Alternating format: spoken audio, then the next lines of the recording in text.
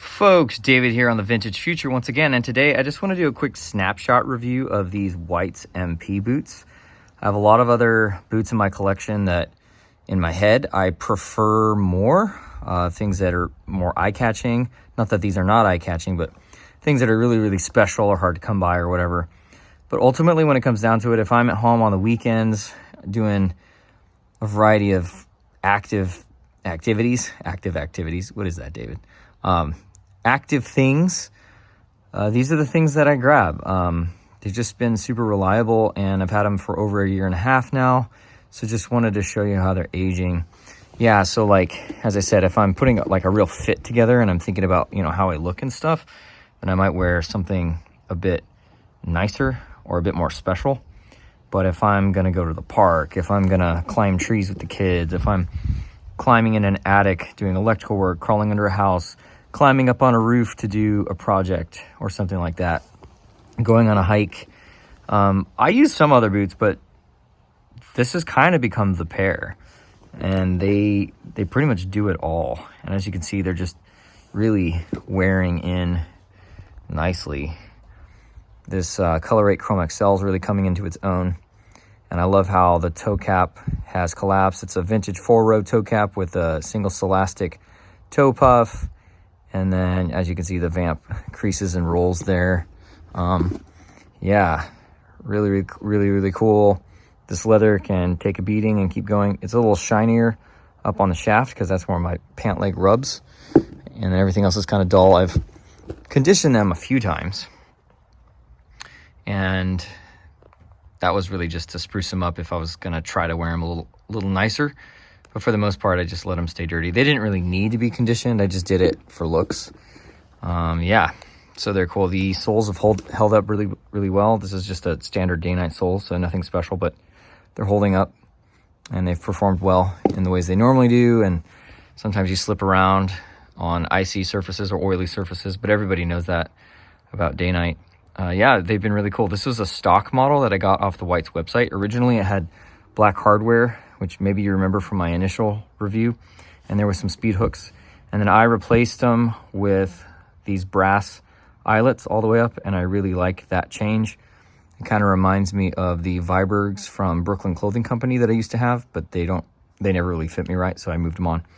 But yeah, these are super cool boots. And it just goes to show you that,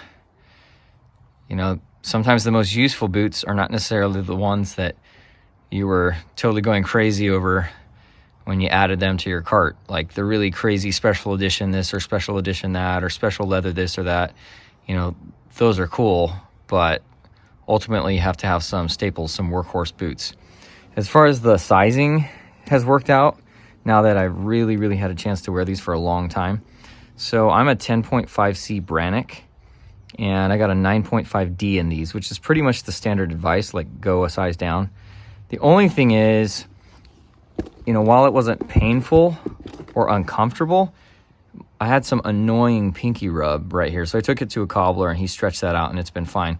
But next time I'd probably do a 9.5E just so that I didn't have to go through that experience. This is a pretty narrow last. So for a foot like mine, really skinny ankle, skinny foot, low instep, flat foot, all that stuff. This is great. It's like a long, narrow last. It's like kind of a torpedo. It really hugs your foot in the back and in the front and in the waist. So that's been great for me. It kind of fits like I call them my leather sneakers.